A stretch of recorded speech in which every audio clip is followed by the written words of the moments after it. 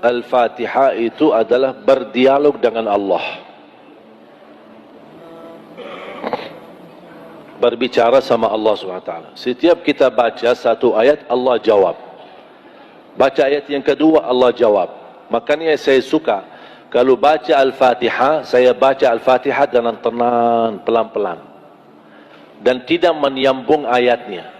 Satu ayat berhenti, satu ayat berhenti, satu ayat berhenti. Ada satu hadis yang indah yang diriwayatkan Imam Tirmizi, ada juga sebagian diriwayatkan Imam Muslim. Suratul Fatihah ini isinya berdialog sama Allah. Saya paling nikmati baca suratul Fatihah dalam salat maupun di luar salat. Kalau saya lagi santai duduk habis salat subuh, wirid saya baca Al-Fatihah sebanyak-banyaknya sampai terbit matahari. Apa saya baca? Al-Fatihah saja, mengulangi berkali-kali. Wirid saya, wirid zikir, doa. Ada orang suka wirid la ilaha illallah, ada orang suka wirid salawat, ada orang suka wirid istighfar, ada orang suka wiridnya baca Quran. Saya wirid saya baca Al-Fatihah. Dahsyat baca Al-Fatihah, menyembuhkan penyakit, menabulkan hajat, mengangkat darajat, menenangkan hati, memberikan kemudahan, membawa cahaya dalam hati dan kehidupan. Berkahnya luar biasa surat Al-Fatihah. Memiliki banyak nama. Al-Fatihah, Ummul Quran, Ummul Kitab, Asy-Syafiyah, Al-Waqiyah, Ar-Raqiyah, Al-Kafiyah. Luar biasa, banyak nama-nama surat Al-Fatihah. Ulama berkata, kalau ada sesuatu yang memiliki nama yang banyak, itu tanda sesuatu itu sangat agung di sisi Allah. Al-Fatihah. Tidak sah salat kita tanpa suratul Fatihah. Al-Fatihah rukun, tidak bisa diganti dengan sujud sahwi kalau kita lupa suratul Fatihah. Iman pernah lupa suratul Fatihah pas salat? Pernah terjadi? Bu, pernah enggak terjadi lupa suratul Fatihah pas salat?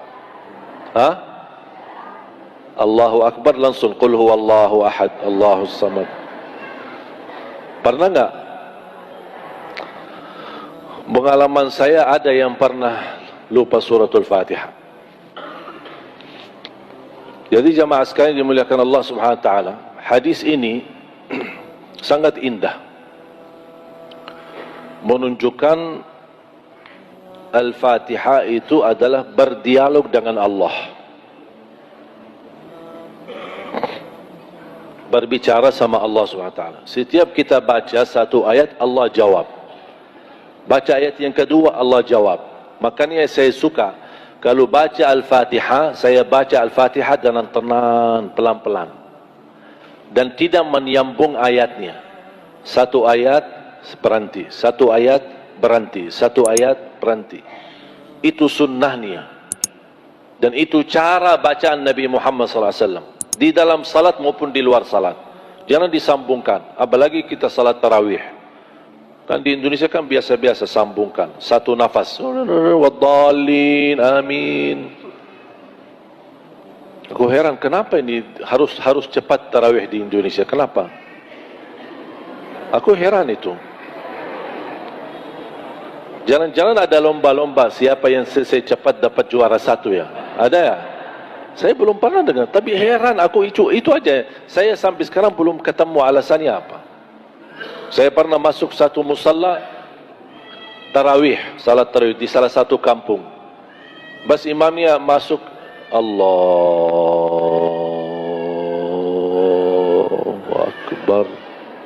Saya subhanallah, Masya Allah, ini nampaknya tumakninah banget ini. Begitu kita baca iftidah, Bismillahirrahmanirrahim, Alhamdulillahirrahmanirrahim, Astaghfirullahaladzim, saya kaget. Ini baru nikmat, kenapa kok cepat Al-Fatihahnya?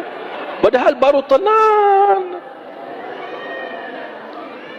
Begitu saya waladhdallin amin, Bismillahirrahmanirrahim, Saya tidak mengerti dan memahami isi bacaan ini kecuali pas dia Naim alhaakumut takatsur itu. Belum lagi rukuk sujud, Allahu Akbar, kejar-kejaran sama imam.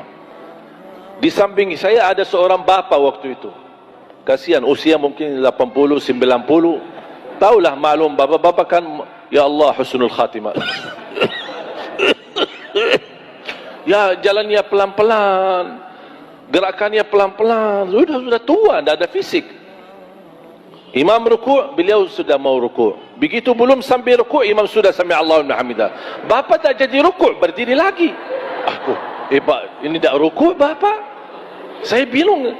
Pas imam sujud, bapa kan pelan-pelan mau sujud. Imam sudah selesai 2 kali sujud, sudah naik rakaat yang kedua, bapa belum sampai sujud. Akhirnya dah jadi, berdiri lagi. Astagfirullah, ini dah bagi rukuk, dah bagi sujud. Pas di rakaat yang kedua, saya megang tangannya, Pak kita pulang aja deh. Capek. Sebagaimana Al-Fatihah itu rukun dalam salat, tuma'ninah rukun dalam salat. Tidak sah salat seorang tanpa tuma'ninah. Mau salat 11, mau salat 23, mau salat 2 rakaat pun, yang penting tuma'ninah. Tidak masalah baca pendek ayatnya, pendek-pendek, surah-surah yang pendek sebagaimana biasa di Indonesia, tidak apa-apa. Asal tenang, tuma'ninah. Karena bacaan imam yang benar, bacaan imam yang tenang akan menjadi pelajaran bagi makmum. 30 malam kita baca, mendengar bacaan imam yang bagus, indah suara, jelas bacaannya, sempurna tajwidnya, orang awam yang tidak bisa baca sama sekali bakal bisa baca. Karena setiap hari dengar bacaan yang pelan, bacaan yang tenang. Makanya jemaah sekalian, saya harap bukan masalah jumlah rakaatnya, tapi cara salatnya, itu yang harus diperbaiki. Sama dengan seorang sahabat ketika di masjid Rasul lagi duduk, datang tahiyatul masjid. Selesai tahiyatul masjid, dia menghadap Rasul dan salaman. Rasul tidak jawab salamannya. Salli fa innaka lam tusalli, salat dulu karena kamu belum salat. Kaget orangnya, padahal sudah salat. Salat lagi. Habis selesai datang, dia salaman, Rasul tidak menjawab. Salli fa innaka lam tusalli, salat dulu. Tapi Rasul menanggap dia belum salat sampai 3 kali. Pas yang ketiganya, kata orang itu, ya Rasulullah mohon maaf, saya tidak tahu selain ini. Baru Rasul beritahu, idza qumta faqum mutma'inna, kalau berdiri yang tenang. Wa idza kabbarta fakabbir mutma'inna, kalau takbir yang tenang. Wa idza qara'ta faqra' mutma'inna, kalau baca yang tenang. Wa idza raka'ta farka' mutma'inna, rukuk tenang, tuma'nina, terus terbawa dalam salatnya. Itu yang akan mendatangkan khusyuk. Semakin sempurna tuma'ninahnya, khusyuk datang sendiri. Allah tidak perintahkan salat khusyuk, tapi yang diperintahkan salat tuma'ninah. Karena tuma'ninah rukun, khusyuk bukan rukun. Ketika kita bisa tuma'ninah dalam salat, gerakannya santai, nikmat, akan datang khusyuk sendiri.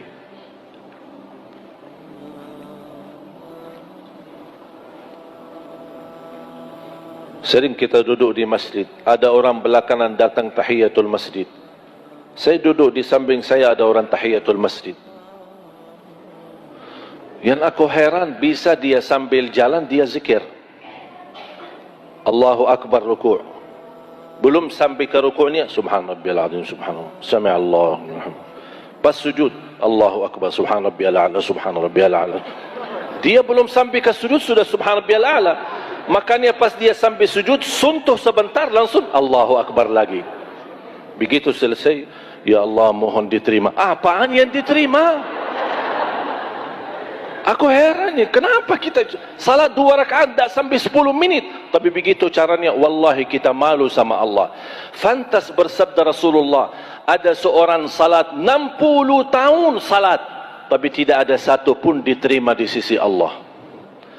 Apakah kira-kira mau Bapak Ibu 60 tahun melaksanakan salat istiqamah, tapi tidak ada satu pun yang diterima? Mau enggak kita? Na'udzubillahi min zalik. Nikmati salat. Salat itu tali hubungan kita sama Allah. Kalau terputus tali itu, tidak ada ibadah yang lain yang bisa nyambung. Bukan hanya tiang agama, tapi makanya perintah salat Allah suruh Nabi Muhammad datang. Allah tidak turunkan lewat wahyu. Semua perintah agama lewat wahyu, kecuali salat. Nabi Muhammad harus naik, karena ini perintah yang agung dan harus dia bertemu Allah langsung untuk menerima perintah itu. Allah ingin menunjukkan kepada kita, karena untuk beribadah salat itu tidak ada penantara antara kita sama Allah. Ibadah salat langsung sama Allah. Zakat bisa lewat penantara, titip zakat ke masjid, orang masjid yang antarkan zakatnya. Bisa kita titip ke yayasan, yayasan antar sedekah kita. Tapi salat itu tidak bisa mewakili. Zakat, ada umrah badal? Ada haji badal? Ada salat badal? Tidak ada salat badal. Masa kita datang kepada orang habib atau syekh atau ustaz atau kiai, maaf kiai, saya lagi dah enak badan, boleh Pak Kiai wakili saya salat? Kalau ada orang datang kepada saya jawab nanti, oh saya kalau mau salat nak bisa, tapi kalau mau disalati saya bisa. Disalati insyaAllah bisa.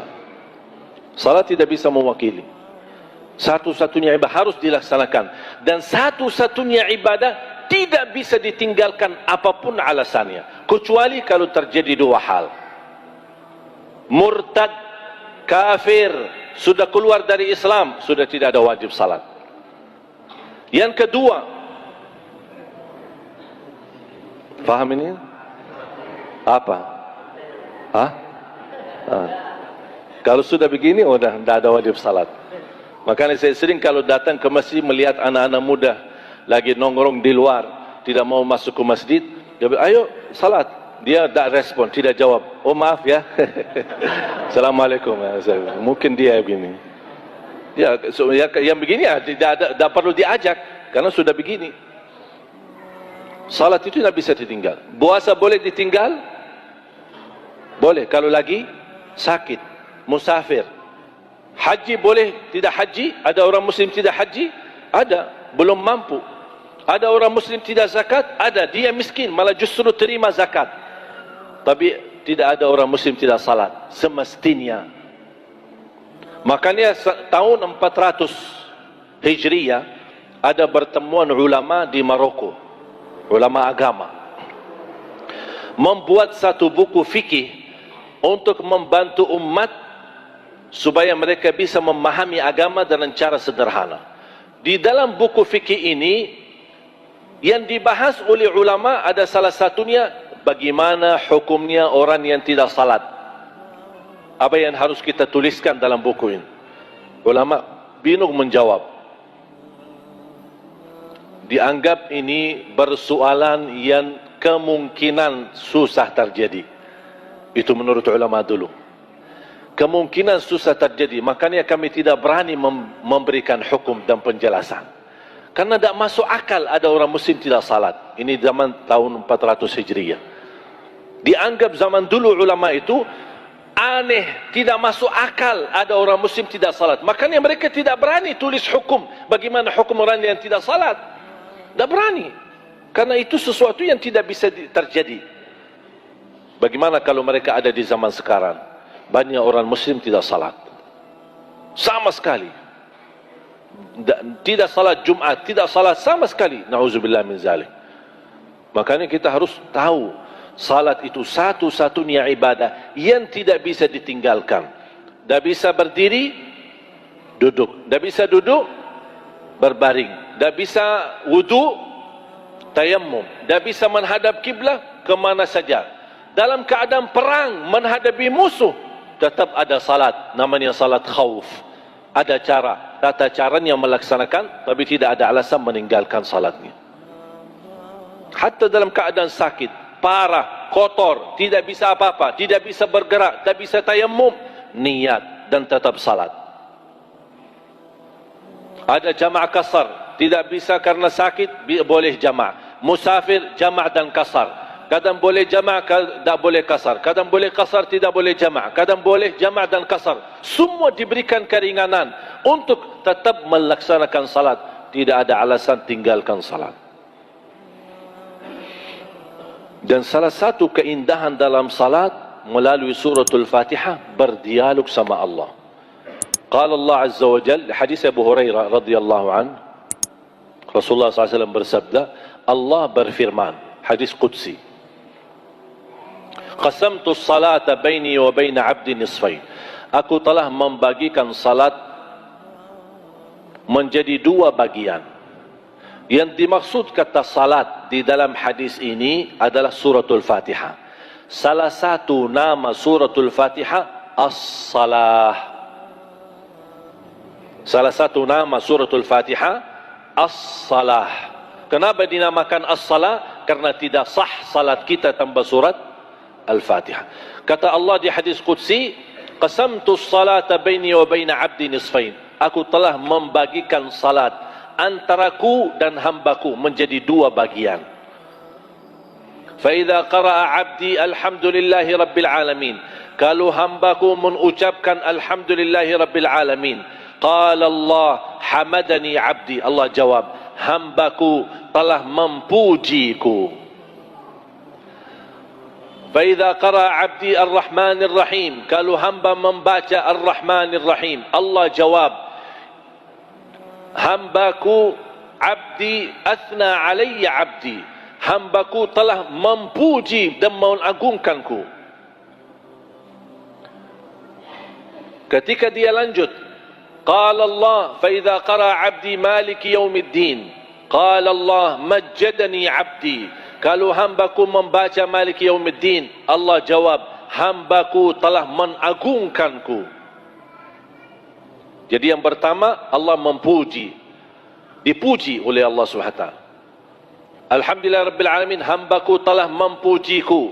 Ar-Rahmanir Rahim, hambaku telah memuliakanku. Maliki Yaumiddin, hambaku telah mengagungkanku. Iyyaka na'budu wa iyyaka nasta'in. Allah jawab, ini antaraku dan hambaku, dan apapun yang dia minta aku berikan. Subhanallah. Begitu dia Allah jawab, dia langsung minta apa? Ihdinas siratal mustaqim. Allah jawab apa? Ini untuk hambaku dan aku ijabah. Siratal ladzina an'amta alaihim ghairil maghdubi alaihim waladdallin. Allah tetap menjawab, ini untuk hambaku dan aku ijabah. Allah jawab kita. Amin. Apa artinya amin? Allahumma stajib. Ya Allah, mohon diterima. Allah jawab, aku terima.